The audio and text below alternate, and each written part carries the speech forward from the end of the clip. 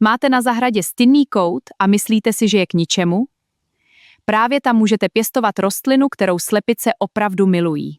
Většina lidí řeší jen drahé pytlované směsi, ale zapomíná, že část krmení může vyrůst téměř zdarma přímo vedle plotu nebo kurníku. Dnes vám ukážu rostlinu, která zvládá i horší světelné podmínky. Rychle obrůstá a může zlevnit běžné krmení během celé sezóny. To nejlepší na ní je, že nepotřebujete velký pozemek, plné slunce ani drahé vybavení. Stačí malý prostor a chytrý postup. Slepice čerstvé zelené krmení vyhledávají přirozeně, hlavně když je mladé, jemné a podané v době, kdy jsou aktivní a zvědavé. Právě stinná místa bývají na zahradě často nevyužitá a přitom se mohou proměnit v pravidelný zdroj levné zelené hmoty.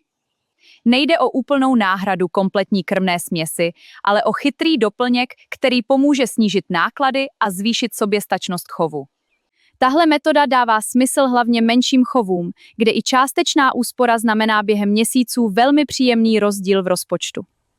Nejlepší výsledky přináší mladý porost, protože bývá měkký, šťavnatý a slepice ho berou mnohem ochotněji než staré tvrdé listy. Pěstování začíná jednoduše. Výsev, rovnoměrná vlhkost a trocha péče v prvních dnech. Pak už rostlina většinou pracuje velmi ochotně. Pokud máte polostín, místo podél plotu nebo kout mezi stromy, právě tam může tato plodina fungovat překvapivě dobře. Velkou chybou je čekat příliš dlouho se sklizní. Jakmile porost přestárne, slepice o něj rychle ztratí velkou část zájmu. Mnohem lepší je sklízet menší dávky pravidelně, aby porost stále obrůstal a zůstával mladý, měkký a dobře využitelný. Když si rozdělíte plochu na dvě menší části, můžete je střídat a udržet stabilní zdroj zeleného krmení mnohem déle. To je ideální hlavně pro malé zahrady, protože z opravdu skromného místa dostanete během sezóny opakovanou užitečnou sklizeň.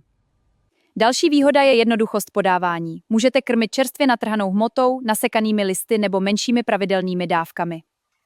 Slepice často reagují velmi rychle, protože čerstvé zelené krmení je pro ně přirozeně atraktivnější než stále stejná suchá směs.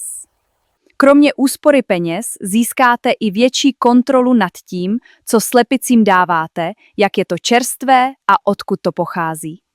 To je přesně ten rozdíl mezi závislostí na obchodu a malou domácí soběstačností, která funguje nenápadně, ale velmi prakticky. Proto má smysl uvažovat o této rostlině nejen jako o krmení, ale jako o chytré součásti celé zahradní strategie. Pokud máte jen pár slepic, i malá plocha vám může stačit na pravidelné doplňování zelené složky bez velkých nákladů. Stačí sledovat vlhkost, nenechat porost přerůst a sklízet včas. Právě tahle jednoduchá pravidla dělají největší rozdíl. Lidé často hledají složitá řešení, ale právě takové jednoduché rostliny bývají v praxi nejvýnosnější a nejpraktičtější pro běžný chov.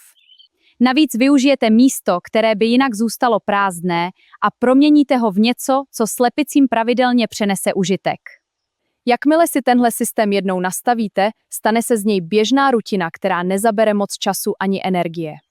A právě to je největší síla této metody. Není drahá, není složitá a velmi dobře funguje i v menším měřítku. Pokud chcete letos udělat jednu rozumnou změnu, začněte právě stinným koutem, který jste dosud na zahradě přehlíželi. Možná budete překvapeni, kolik zelené hmoty dokáže takové místo vyprodukovat, když ho využijete správným a pravidelným způsobem. Jestli chcete levnější a chytřejší chov slepic, tahle stín snášející rostlina je jeden z nejlepších malých kroků, který můžete udělat.